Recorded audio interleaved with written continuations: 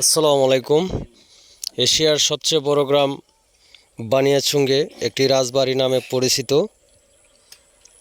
তো আজকে আমরা বন্ধুবান্ধব মিলে ভাবলাম যে ঘুরে দেখে আসি রাজবাড়িটা। তো গেটে লেখা আছে বিশ্ব শুক্র 4টার পরে এখানে খোলা হয়। তো অসংখ্য মানুষ এখানে ঘুরতে আসেন, দেখতে আসেন। তো আমরা ভাবলাম একটু দেখে আসি। তো অনেক সৌন্দর্য, ভিতরের সৌন্দর্য যে মানে বলার মতো নয়। এখানে আরেকটা গেট আমরা দেখতে পাচ্ছি। তো গেটটা গেটে আমরা এইমাত্র ঢুকলাম। গেটে ঢোকার পরে দেখলাম যে দৃশ্যগুলো আরো সৌন্দর্য, এত সুন্দর রাস্তা। এখানে রয়েছে একটা মসজিদ, খুবই সৌন্দর্য মসজিদ। মসজিদটি দেখার মতো। মসজিদটি যেহেতু বড়, এখানে হয়তো অসংখ্য মুসল্লি হয়। এখানে রয়েছে, দেখতে পেলাম খুবই সৌন্দর্য একটি মাঠ রাজবাড়ির ভিতরে, ফুলে ফলে সৌন্দর্য।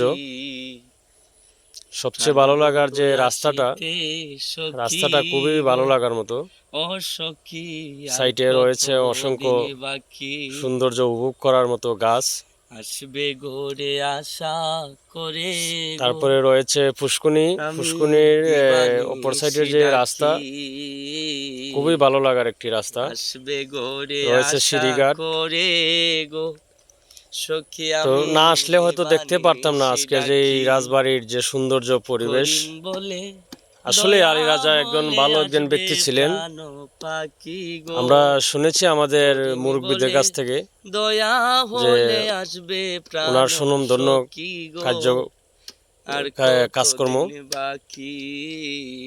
এখানে সামনে সম্ভবত এটা বৈঠকখানা। এটা অনেক পুরাতন একটি সনের ঘর। এটা সম্ভবত ওনারা হয়তো এখানে বৈঠক করতেন। তারপরে দেখলাম যে আবার অসংখ্য মানুষ সমাগম এখানে। পরিবেশ সবচেয়ে নির্মম পরিবেশ, দেখার মতো। এখানে আরো রয়েছে, দেখলাম সাইনবোর্ডে একটি গাছ। এটা খুবই সুন্দর, ভালো লাগার একটি গাছ। এখানে পুরাতন বিল্ডিংও রয়েছে।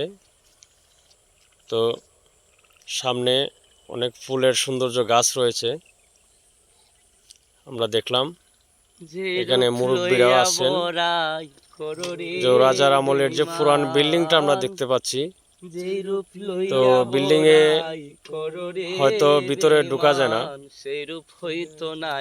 অনেকটা নির্মাণ যেগুলি করেছিলেন তারা হয়তো এখন ভালো নয়, যার ফলে এখানে ঢুকে দেখবার মতো না।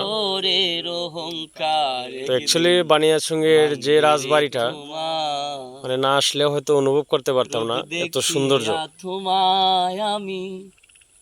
খুবই ভালো লাগলো দেখে। সবচেয়ে ভালো লাগার যেটা, যে বানিয়াচুঙ্গে যে এত সৌন্দর্য একটি রাজবাড়ি রয়েছে, এটা না আসলে